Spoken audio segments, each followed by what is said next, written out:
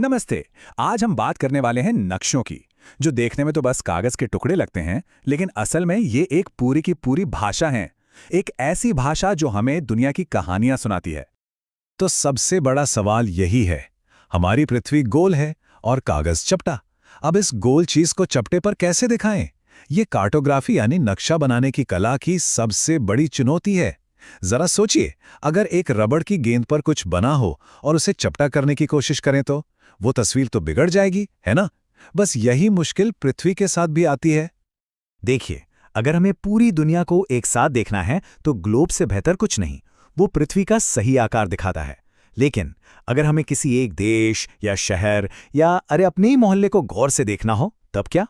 तब हमें जरूरत पड़ती है एक नक्शे की, क्योंकि नक्शा वो बारीकियां दिखाता है जो ग्लोब पर दिख ही नहीं सकती। तो चलिए, आज के इस सफर में हम नक्शों की इस भाषा को एक एक करके सीखने की कोशिश करते हैं। ठीक है, तो सबसे पहले एकदम बेसिक से शुरू करते हैं। आखिर ये नक्शा होता क्या है? तो जैसा कि हम देख सकते हैं, नक्शा सिर्फ कोई तस्वीर नहीं है। ये पृथ्वी की सतह या उसके किसी हिस्से का एक स्केल यानी पैमाने के हिसाब से चपटी सतह पर बनाया गया चित्र है। मतलब इसे बनाने का एक पूरा हिसाब किताब होता है, ये कोई ऐसी वैसी ड्राइंग नहीं है। नक्शे ना बड़े कमाल के टूल होते हैं और इनके कई प्रकार हैं। आइए 3 सबसे मुख्य प्रकारों पर एक नजर डालते हैं।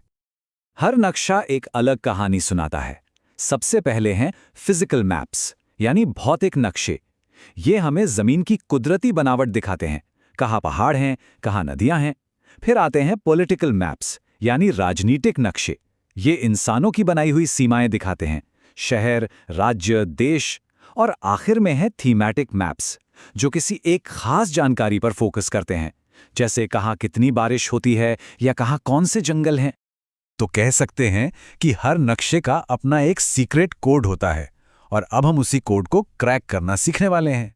ये वो 3 चीजें हैं जो किसी भी ड्राइंग को एक जानकारी से भरा नक्शा बनाती हैं: दूरी, दिशा और प्रतीक। चलिए एक एक करके इन्हें समझते हैं। तो सबसे पहले बात करते हैं दूरी की। ये कैसे मुमकिन है कि इतनी बड़ी दुनिया एक छोटे से कागज पर आ जाती है? इसका सारा राज छिपा है स्केल यानी पैमाने में।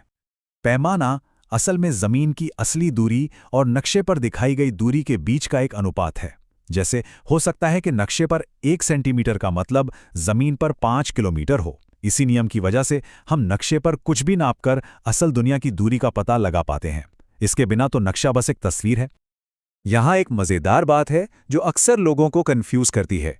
जब हम किसी छोटी जगह जैसे एक गांव को बहुत डिटेल में दिखाते हैं तो उसे बड़े पैमाने का नक्शा कहते हैं, क्योंकि वो छोटी सी जगह को बड़ा करके दिखा रहा है। और जब हम किसी बहुत बड़े इलाके जैसे पूरे देश को कम डिटेल में दिखाते हैं तो उसे छोटे पैमाने का नक्शा कहते हैं। है ना दिलचस्प? चलिए अब आते हैं नक्शे के दूसरे जरूरी हिस्से पर, दिशा। भाई, नक्शा हाथ में हो और यही ना पता चले कि जाना किधर है तो क्या फायदा? ज्यादातर नक्शों पर एक तीर बना होता है जिस पर N या U लिखा होता है। ये उत्तर दिशा दिखाता है और एक बार उत्तर पता चल गया तो बाकी सब दिशाएं पूर्व, पश्चिम, दक्षिण अपने आप पता चल जाती हैं। इन 4 मुख्य दिशाओं को कार्डिनल पॉइंट्स या प्रधान दिग्बिंदु कहते हैं। और अब आते हैं सबसे जरूरी चीज पर, सिंबल्स यानी प्रतीक।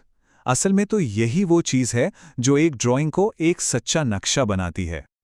अब जरा सोचिए, क्या ये मुमकिन है कि हम एक नक्शे पर हर इमारत, हर पेड़, हर पुल को वैसा का वैसा बना दें? बिल्कुल नहीं, जगह ही नहीं होगी। यहीं पर काम आते हैं प्रतीक। ये छोटी छोटी आकृतियां होती हैं जो बहुत सारी जानकारी को एक छोटी सी जगह में समेट देती हैं। इन प्रतीकों को रूढ़ प्रतीक या कन्वेंशनल सिंबल्स कहते हैं। और सबसे अच्छी बात यह है कि इन पर एक तरह की अंतर्राष्ट्रीय सहमति है।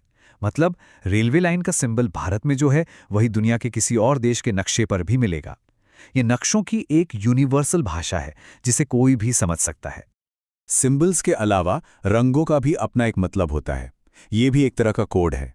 जैसे नीला रंग हमेशा पानी को दिखाएगा, नदी, झील, समंदर।